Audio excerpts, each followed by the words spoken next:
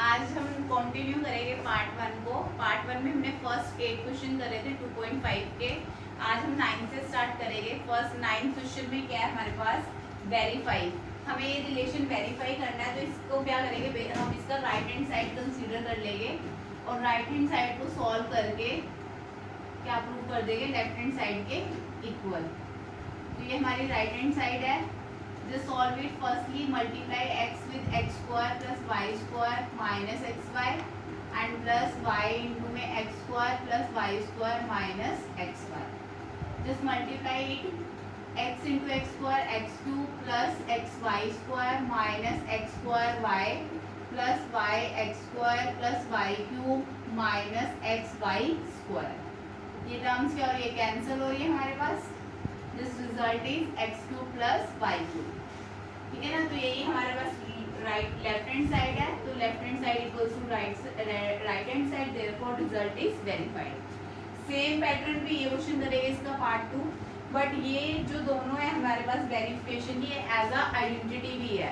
तो इन दोनों को आपको लर्न भी करना है, क्योंकि इन दोनों आइडेंटिटी के बेस पे हमारे पास बहुत सारे क्वेश्चन है। जैसे 10th क्वेश्चन में यूज हो रहा है। 10th क्वेश्चन में क्या है, 27y³ plus 125z³। Firstly, make it complete cube like it 3y whole cube and 5z whole cube. Now compare this with first formula, that is x³ plus y³। तो अब हमारे पास इसका x³ plus y³ का क्या formula है, x plus y and the second x square plus y square minus xy. So just write down this. What will be the result, 3y plus 5z and the 3y square plus 5z square minus 3y into में 5z. The result will be 3y plus 5z and second bracket 9y square plus 25z square minus 15yz. In similar way we can do this part and make it whole cube, that is 4m whole cube minus 7n whole cube. Now the formula is here used as a x³ minus y³ because in between these two terms there is a sign of negative. तो x³ minus y³ formula क्या है हमारे पास, x minus y x square plus y square plus xy. Just open it in form 4m minus 7n and 4m square plus 7n square plus 4m into में 7n. The result will be 4m minus 7m and the second bracket 16m square plus 49m square plus 28m. This will be the result. Now we do next question. Yes, 11th question हमारे पास है 27x³ plus y³ plus z³ minus 9xyz. तो अब हमारे पास क्या है यहाँ पर, x³ plus y³ plus z³ minus 3xyz equals to x plus y plus z, x square plus y square plus z square minus xy minus yz minus zx. This is our 8th identity. So we use this identity in this question and make it firstly in whole cube form. Like 27x is 3x whole cube plus y whole cube plus z whole cube minus 3 into में 3x into में y into में z. Now use this identity 8, and we open this term in form of this x plus y plus z, यानी 3x plus y plus z and the other factor is 3x whole square plus y square plus z square minus 3xy minus yz minus 3xz, and the result is 3x plus y plus z 9x square plus y square plus z square minus 3xy minus yz minus 3xz. This is our result. Just compare, और कुछ खास अलग से different नहीं होता। जो भी हमें क्वेश्चन दे रखा है उसको बस एक बार जज करो कि किस कौन सी आइडेंटिटी यूज हो रही है। अब हमें अगर यहाँ पर देखें तो तीनों का क्यूब है, यहाँ पर भी 3 टर्म्स क्यूब किया है एंड आफ्टर दैट यहाँ पर प्रोडक्ट है, तो यहाँ पर भी प्रोडक्ट है। तो जब हमें क्लियर है कि यही आइडेंटिटी यूज होगी। किया, होल क्यूब्स में चेंज किया और इसमें रिजल्ट में पुट कर दिया। ठीक है ना। Now we do now we do 12th question. In 12th question we consider right hand side. Right hand side consider करेंगे तो वो क्या है, half of x plus Y plus z. After that x minus y का whole square plus y minus z का whole square plus z minus x का whole square. Just open whole square terms. Half of x plus Y plus Z whole square का formula हम already कर चुके हैं, a minus B का whole square, a square plus B square minus 2ab। Again we use y square plus z square minus 2yz. Again z square plus x square minus 2zx. Now add terms. देखो यहाँ पर हमारे पास क्या हो रहा है, x स्क्वायर 2 टाइम्स आ रहा है तो 2x square, y square 2 times है तो 2y स्क्वायर। अगेन z क्या है हमारे पास 2 टाइम्स है तो 2z square. Now write it as 2xy as it is, 2yz and 2zx. Now taking 2 common. अब 2 कॉमन ले लेंगे तो हमारे पास क्या आएगा, 2 कॉमन ले लिया तो x square plus Y square plus Z square minus X Y minus Y Z minus Z X. Cancel out this and the form is x plus y plus z, second bracket x square plus y square plus z square minus xy minus yz minus zx.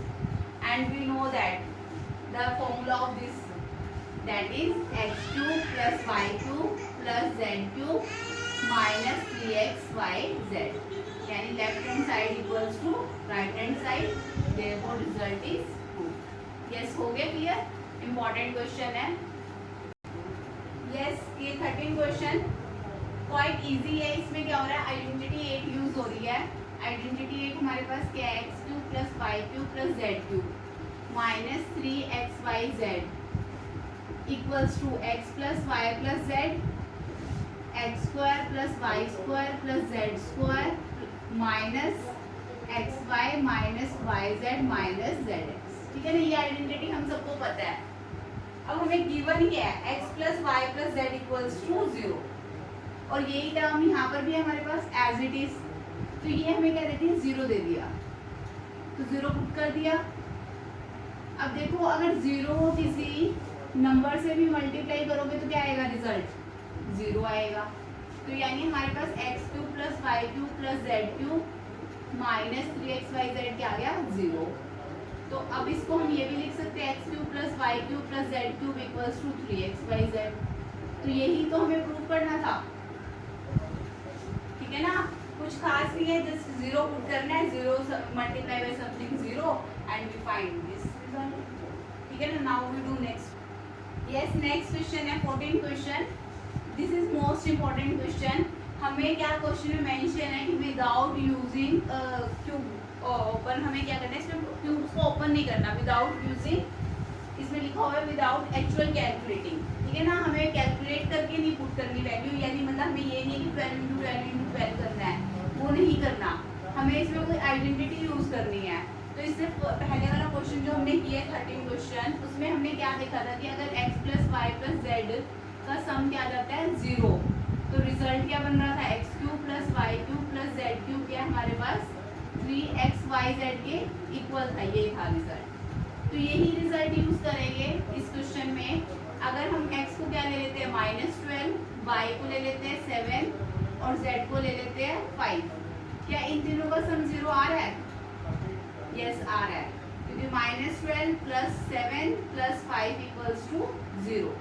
ठीक है, तो यानी हम ये result use कर सकते हैं। तो -12 का क्यूब प्लस 7 का क्यूब प्लस 5 का क्यूब किसके इक्वल होएगा, 3 इंटू में -12 इंटू में 7 इंटू में 5, तो 12 3 जा 36 and 7 5 जा 35. Just multiply these two terms and the result is 1260. 1260 हो गया क्लियर। तो ये ध्यान रखना है, इसका ये मतलब नहीं है कि जस्ट ओपन कर दो तीनों के क्यूब, ओपन नहीं करना, इसमें मेंशन है विदाउट कैलकुलेटिंग दीज वैल्यू। हमें बस ये फॉर्मूला लगाना है कि अगर तीनों टर्म्स का क्या आ रहा है, सम 0 आ रहा है, तो we can write it as x³ + y³ + z³ = 3xyz। Similarly we do second part. If x equals to 28, y equals to -15 and z equals to -13, x plus y plus z equals to 0. These implies 28 whole cube plus -15 whole cube plus -13 whole cube, इसके equal हो जाएगा 3 into में 28 into में -15 into में -13। Just solve कर लेना, जो भी रिजल्ट है वही हमारा क्या है, आंसर है, ठीक है ना। तो now we do next question. देखो नेक्स्ट क्वेश्चन है 15th क्वेश्चन, हमें एरिया गिवन है। तो एरिया वी नो दैट कि एरिया का फॉर्मूला क्या होता है, लेंथ इनटू ब्रेथ। तो हमें क्या करना है, इसको फैक्टराइज करना है और दो फैक्टर में ब्रेक करना है। जो दो फैक्टर होंगे, एक को लेंथ कंसीडर कर लेंगे और एक को ब्रेथ, ठीक है ना, क्योंकि एरिया किसके इक्वल होता है, लेंथ इनटू ब्रेथ। तो हमारे पास एक क्वांटिटी क्या है, तो इसके दो फैक्टर्स बनाने हैं। मिडिल टर्म स्प्लिटिंग से इसके फैक्टर क्या बन रहे हैं, 20 एंड 15, ठीक है ना।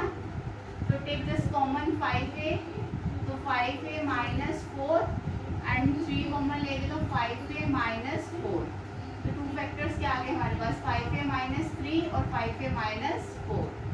तो just consider length equals to 5a -3 और breadth equals to 5a -4, and other possibility is that कि length equals to 5a -4 and breadth equals to 5a -3.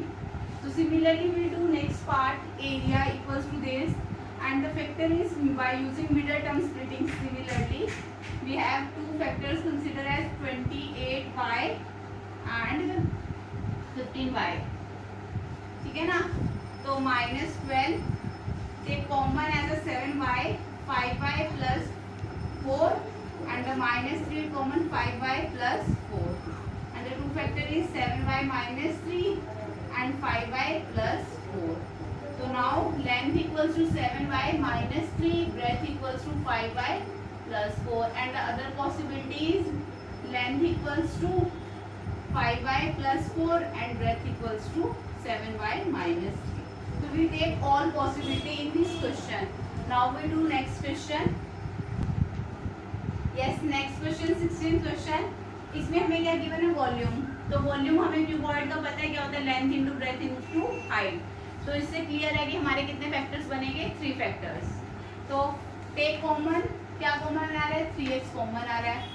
तो अदर फैक्टर क्या बन जाएगा, x -4। तो लेंथ अगर 3 है, ब्रेथ क्या हो जाएगी, x हो जाएगी, और हाइट क्या हो जाएगी, x -4। तो 3 पॉसिबिलिटी बनेगी। अगर लेंथ हमारे पास क्या हो जाए 3, मतलब इस तरह से ना काफी 6 पॉसिबिलिटीज बनेगी। तो तुम इसमें ये भी लिख सकते हो और सिमिलरली में लिख दो, ठीक है ना, other possibilities, otherwise this is also sufficient. ये 6 केस बनाने की बजाय दैट इज सफिशिएंट।